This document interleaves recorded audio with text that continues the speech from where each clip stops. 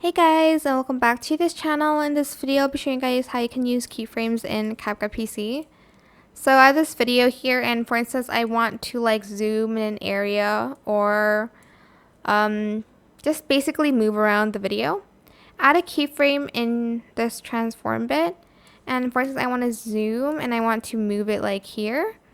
You're just going to do that, and it's going to move to that position.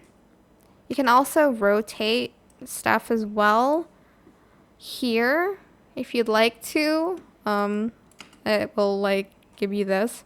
It will be like faster if you rotate it more than that though. So let me like show you. Here it will rotate faster. Like, okay, that's gonna make me dizzy. You can also do it for like blend mode. I'll delete this first. Here, if you go to blend and add a keyframe here and like go here and place the opacity at 0, it's going to fade in, or fade out, and this is going to fade in from 0 to like 100. This is what I mean. Like that, as you can see. It also works for audio as well. Like keyframes, for instance, you want the audio to be like at 0 here. Add a keyframe. Can I?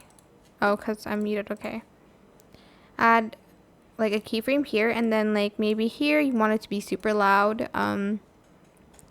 That's pretty much it really. You can also do this with effects and stuff like that, but I hope this tutorial was helpful for you guys. Don't forget to like, comment, share. Also subscribe to this channel if you haven't done that already. If you have any more questions about this video, just leave it in the comment section down below, and I'll try my best to answer them all for you guys. And if you found this video helpful, please click the thanks button as well. That is it. Thank you so much for watching. Bye.